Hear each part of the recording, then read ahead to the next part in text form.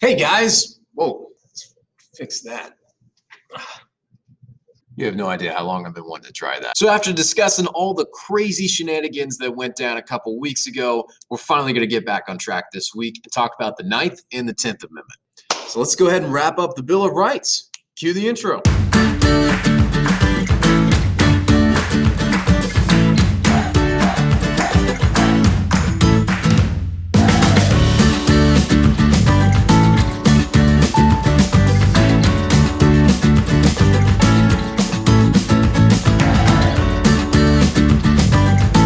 All right, so let's start off with the 9th Amendment, which, to be honest, no one really talks that much about. So I'll keep it short, sweet, and to the point. It's the 10th Amendment that's going to bring up more of the controversies. The text of the 9th Amendment says, the enumeration, which simply means the mentioning of, in the Constitution of certain rights shall not be construed, that means shall not be understood, to deny or disparage other rights retained by the people. If that sounds confusing, you're not alone. There's a ton of people that are confused by what the 9th Amendment really means. To put it in simple terms, it basically means that the people retain all of their rights, even those not mentioned in the Constitution. Now, the reason why this constitutional amendment was put in was because the Federalists in particular were worried that if we listed out all of these rights that are to be protected from the government infringing upon them, that if we forgot to mention some, then the government might assume that it could violate those rights since they weren't specifically mentioned in the Bill of Rights. Or to put it another way, using my famous stick figures, let's say a citizen says to the government, hey, you're not allowed to punch me, push me, or slap me.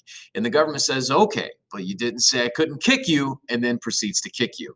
The 9th Amendment was created to try to prevent that from happening. The only issue is that it doesn't specifically say what those rights are, which is kind of the point of the amendment. But because of that, it kind of leaves it up to interpretation. So even though the 9th Amendment is still important and it has been used in some famous court cases before, because it's not in the news that much, I'm going to spend most of this video studying the 10th Amendment, which is definitely one that's in the news quite a bit. The text of the 10th Amendment says the powers not delegated to the United States by the Constitution, nor prohibited by it to the states, are reserved to the states respectively or to the people. This is tied to the concept of federalism, which is a term I know you've heard me mention before, and federalism refers to the division of powers between the national government and the states. So to put that in simpler terms, the 10th Amendment basically is saying that all powers not granted by the Constitution to the national government are reserved for the states and the people. The way to remember that is that the federal government's power is only what is written down in the Constitution. Get it? Because it's Amendment number 10. See what I did there? If you think back to this past fall, we went through all of the powers of Congress in Article 1, all the powers of the President in Article 2, and all the powers of the Supreme Court in Article 3. And what Amendment 10 is saying is that if a power is not specifically listed in that first part of the Constitution we went over this fall, then it's a power that's reserved for the state governments to do instead of the national government. So for example, nothing that we read so far this fall said anything about driver's licenses. Therefore, it's left to the states to decide the qualifications that are needed in order to get a driver's license and how to maintain that license. Nothing we've read in the Constitution gives the federal government a power to set the speed limits or what constitutes as reckless driving. So therefore, the states get to decide those things. And this helps explain why some states are just filled with awful drivers. And you can definitely tell when you drive through. There's a lot of benefits to giving the states some freedom to set their own policies. By doing so, you can allow different states to experiment, and then you can allow states to try to compete for who has the best policy.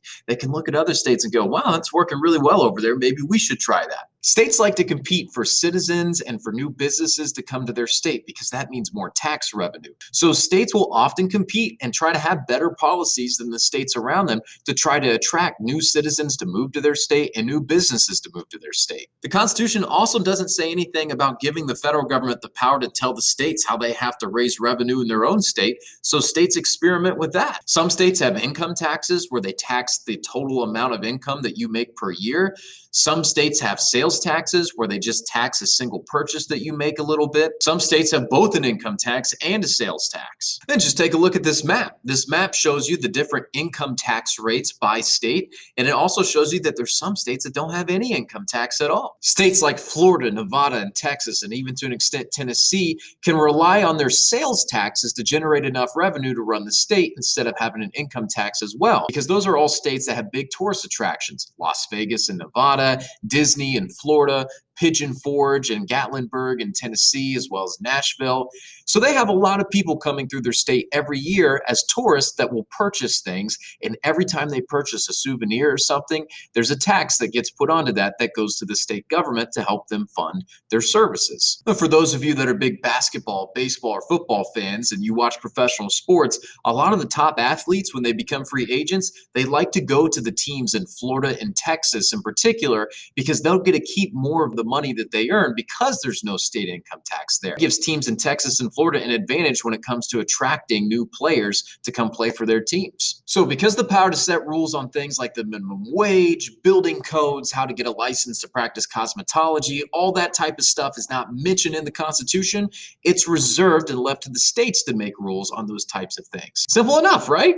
Oh, if only. In fact, I've already given you a big example of how the 10th Amendment seems to conflict with things in the Constitution like the Commerce Clause, for example. I told you the story how some ladies in California were given permission by the state of California to grow medicinal marijuana in their backyard for their own personal use, but the federal government busted in and they burned up all the marijuana plants because they said it was illegal to do that under the Federal Controlled Substances Act, which was an act passed by Congress that banned the use of marijuana. So here we have a conflict between a state that thinks it has the right to set its own policy on drugs and the federal government that says that they have the right to set the policy on drugs. California used the 10th Amendment as justification, saying, guys, there's nothing in the Constitution that says that Congress has the power to regulate drugs. Therefore, we have the power to set rules on marijuana. Whereas the federal government said, oh yeah, you forgot about that Commerce Clause thing. In the Commerce Clause, it says that Congress can regulate interstate commerce, so commerce between the states. California countered and said, well, hang on, she's just growing it in her backyard. How does that affect interstate commerce? The federal government argued, well, her growing it means she's not buying it from a drug dealer, which means that the drug dealer's sales are affected, and that can have a ripple effect throughout the entire national economy. As much of a reach as that may have seemed, the Supreme Court bought the argument and sided with the federal government on that. But that's an example of how the 10th Amendment can sometimes run into a roadblock with Congress claiming they have the authority to regulate or determine the rules on something because of the Commerce Clause or maybe the Necessary and Proper Clause. So whenever a state feels that they have a right to determine the rules on something in particular, they'll often claim that that's a state right or a reserved power. So those two terms are often synonymous, states' rights and reserved powers. It basically refer to the fact that the state should be the one making the rules on something instead of the federal government. Some states still claim they have the right to set rules and regulations on drugs instead of the federal government. In fact, just this past year, more states decided to legalize marijuana for recreational and medicinal purposes. Here's a map that shows you some of the states that are increasingly deciding to legalize marijuana right in the face of the Federal Controlled Substances Act. With so many states legalizing it, it's become harder for the federal government to actually try to enforce the ban on marijuana. And there's power in numbers. Be like if I told one of my classes, hey, please stop breaking out and singing Old Town Road. If one kid breaks out and starts singing it, it's easy for me to pick them out and send them to the office. If the entire class starts singing it, it's a lot harder for me to enforce that. I don't know where that example came from, just a recurring nightmare that I have. At this point, when it comes to marijuana, the federal government is starting to see the trend of states continuing to legalize it. That's probably going to force the federal government to address the Controlled Substances Act and vote to repeal it and potentially legalize marijuana at the federal level as well, too, even though the states have kind of de facto done that already. Speaking of illegal substances, let's talk about alcohol. Have you ever thought about why the drinking age is 21 in every single state in the United States? I mean, if you think back to when we went through the powers of the Constitution, there wasn't anything in there that said that the federal government had the power to tell all states what their drinking age had to be. Shouldn't that be reserved to the states? You can't tell me all 50 states really believe it should be 21. Why is that? It all has to do with money. Whenever the federal government wants the states to do something, but they know the 10th Amendment standing in the way and they can't force the states to do that because it's their own right, they try to incentivize them and kind of bribe them by using money. They basically tell the states, hey, we'll give you millions of dollars for education, to rebuild your roads and highways, if you change your policy on X to what we want. Now, the state governments love getting federal money because that's money that they don't have to raise themselves. That means they can keep their taxes lower, and that federal money is money from everyone in the United States. And if a state can keep their taxes lower and still pay for things by taking some of that federal money, then those lower taxes can incentivize and attract new businesses and new citizens to come to their state. just like I mentioned earlier. And this is exactly what happened with the drinking age back in the 1980s. The sign on the door is a sign of the times. Texas and 42 other states have recently raised their drinking ages to 21 to avoid losing federal highway funds. What happened in Washington, D.C., what's been referred to as federal blackmail or federal extortion against the states. But the change in the drinking age has not necessarily changed the drinking habits of those who once tipped a glass of beer legally. I think for the most part, people are just having parties like at their, apartments or condominiums. Not everyone is content with drinking at home, however. In the past 6 weeks alone, the Texas Alcoholic Beverage Control has confiscated hundreds of fake ID cards from Austinites looking to sidestep the new law. The change in the drinking age is also having a devastating economic impact. Here on the 6th Street Party District, some club owners tell me their business has been cut in half, while other clubs have just called it quits. Some bars have even split in half, minors on one side, drinkers on the other. But that tactic doesn't work for everyone, and today's 19 and 20-year-olds just may be drinking in their cars instead of the bars. And the few 19 and 20-year-olds I know, they're just out in their cars or they go to private parties. Daniel Plant, Channel 7 News. Obviously, some things haven't changed since then, but thank God the hairstyles have. Before Congress bribed the states to raise their drinking age to 21, many states had 18 as the legal drinking age. Now, every now and then, there's a state that has the guts to introduce a bill in their state legislature to lower their drinking age because it's still their right to do so. Wisconsin recently did this and introduced legislation to lower the drinking age in their state to 19. If they did that, they were going to lose about $54 million in federal funding for their roads and bridges and highways. And that led to them pretty much chickening out and not doing it. So whenever the federal government gives the states money, they often do it through different types of grants. There are project grants and categorical grants, which often have strings attached to them, where the federal government says that the money can only be used for a specific purpose or category, like education or roads. Then there's block grants, and that's basically where the federal government takes a block of cash and throws it at the states and says, hey, use it on whatever you think you need it for. There's far more freedom and flexibility with block grants, not as many strings attached. The use of money to get the states to do something the federal government wanted started back with FDR's New Deal during the Great Depression, where he would often give grants to the states in exchange for more federal authority over what the states were allowed to do. This led to an era of cooperative federalism, where both the federal government and the states kind of share some powers and work together over certain things. Before that existed an era of dual federalism from the founding of the country all the way up until the Great Depression.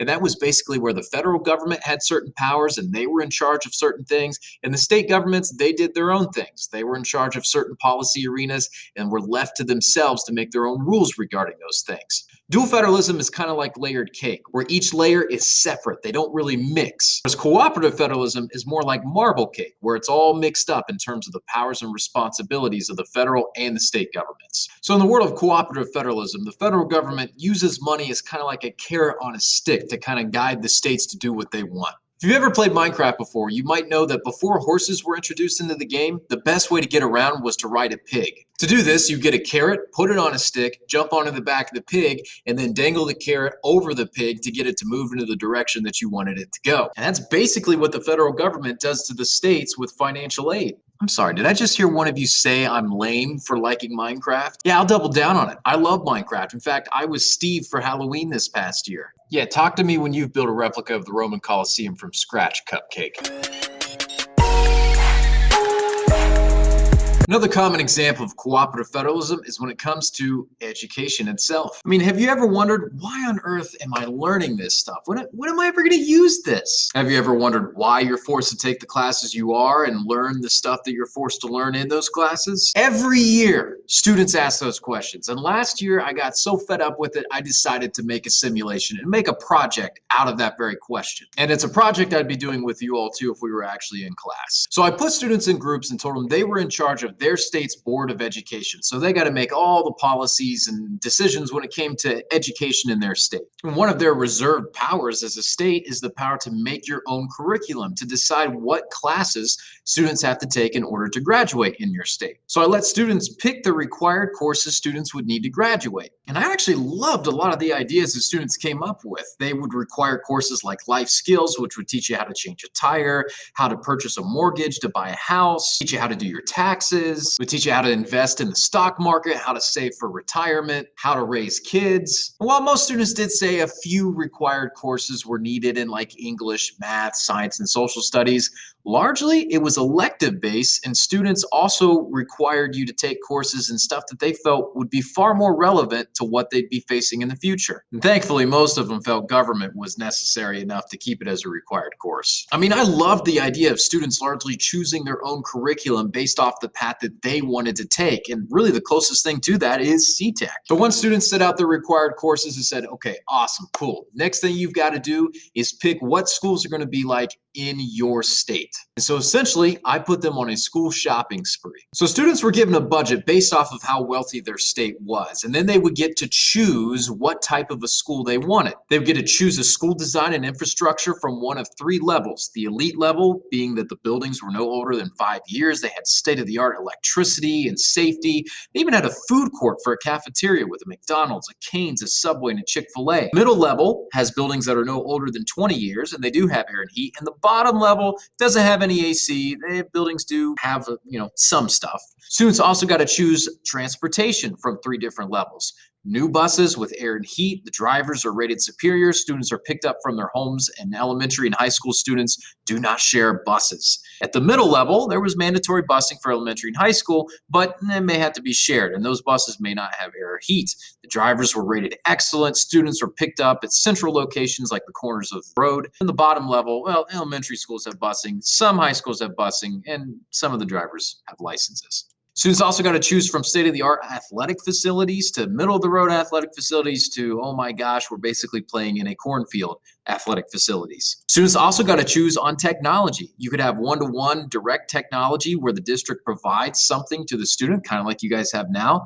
And then there would be at the middle level a Chromebook, laptop, or iPad carts for most classrooms. And then at the bottom level, hey, you're lucky to have a computer lab. They also got to choose between teachers and staff. At the top level, the most expensive teachers were like Robin Williams and Dead Poets Society.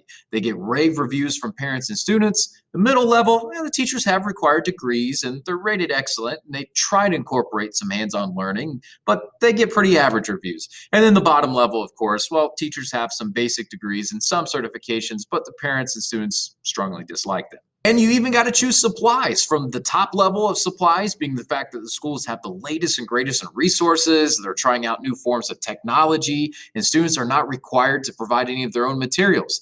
At the bottom level, you've got basically the complete opposite of that. Now, obviously, the students last year wanted the elite levels of as much of that as they could get. Who wouldn't want a food court with a Cane's and a Chick-fil-A in it for their cafeteria? Would it be healthy for you? Probably not. Would you want it anyway? Probably. The issue was, of course, very few of them, if any of them, could afford all the stuff they wanted. And that's where I came in as the federal government. As the federal government, I came in and said, hey, I'll help you guys afford that stuff, and I'll give you plenty of money for it under one condition. There's always a catch. See, as the federal government, I had been getting lobbied by lots of industry leaders and different politicians saying, hey, our nation needs to have an educated populace of kids that are well-versed in English and math and science.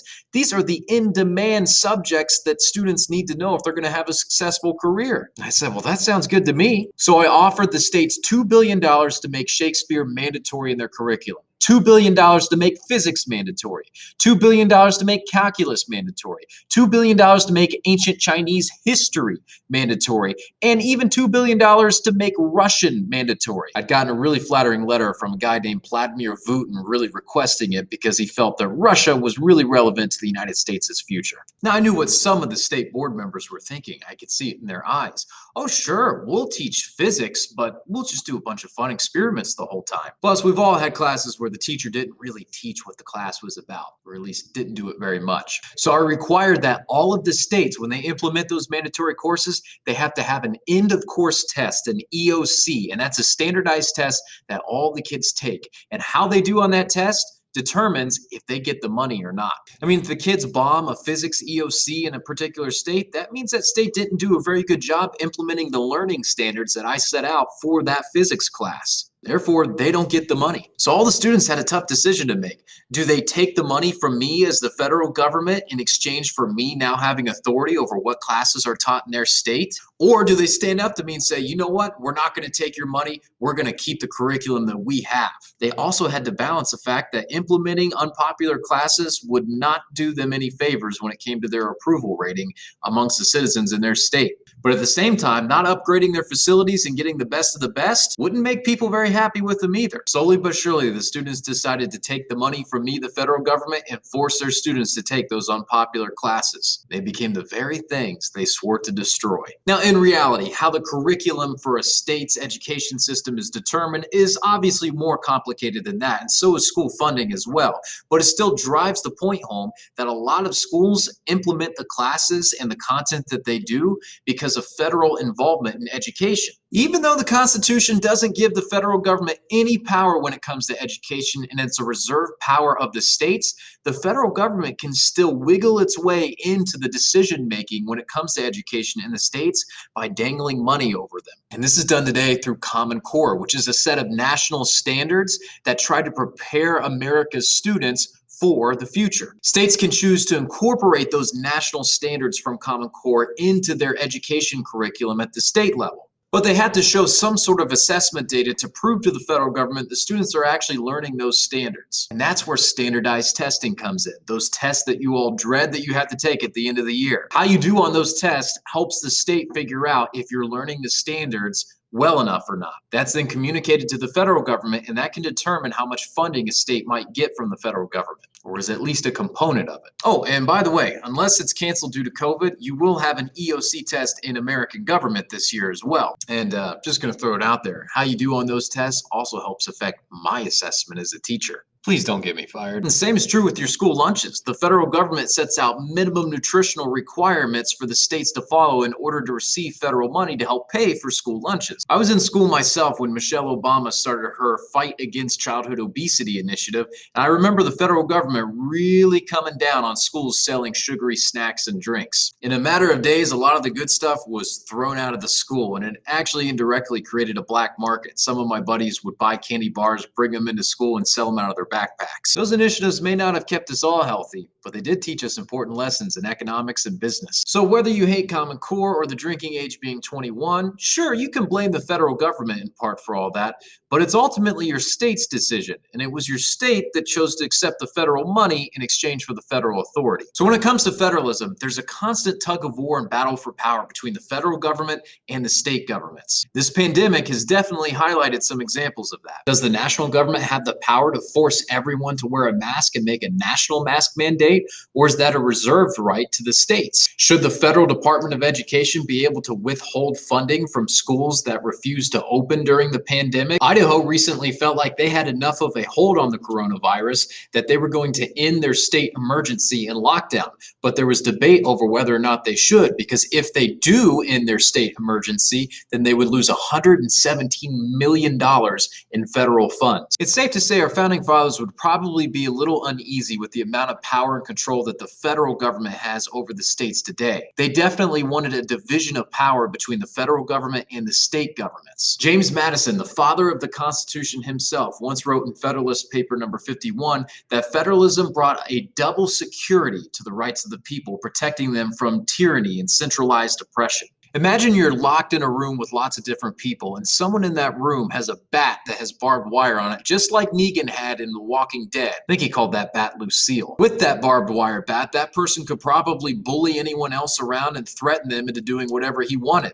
In that case, power is centralized in one person. But then imagine everyone in the locked room has their own Lucille, a bat with barbed wire. In that case, power is no longer centralized in one person, but power is divided. It's decentralized. It's spread out throughout everyone. In that case, no one person can use violence to threaten other people around and tyrannically oppress them. So not only did our founding fathers think that federalism would help prevent an abusive dictatorship from coming to power, they also felt that dividing power between the national government and the state governments would lead to more efficient government, so that not one government was doing everything for the entire country. We've all witnessed the result of someone trying to do too much in life. So the Constitution divides power up, and the federal government is largely supposed to deal with big picture stuff and stuff with other countries. So the federal government has the power to coin money, as we talked about, declare war, raise and support the armed forces, make treaties, provide for the naturalization of citizens, regulate interstate and foreign trade, and trade with the Indian tribes.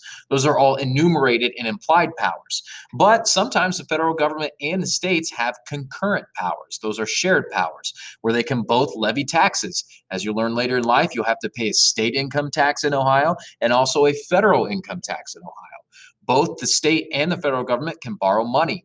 Both of them can regulate commerce. If you ever walk into the place you work, you'll probably notice on the wall somewhere that there's a list of federal and state labor regulations that your business has to follow. In fact, it's a law that they have to post that where their employees can see it. Both the federal government and the state governments can create and operate court systems, and they can determine voting qualifications. Remember, with the 10th Amendment, there are some reserved powers. For example, state governments provide for police and fire protection. They conduct elections, as we learned about a couple weeks ago. Amendments are approved by 3/4 of the states, so they have the power to ratify any new amendments that might be added to the Constitution. State governments also establish local, town, county, and regional bodies, and they can regulate intrastate commerce within the state.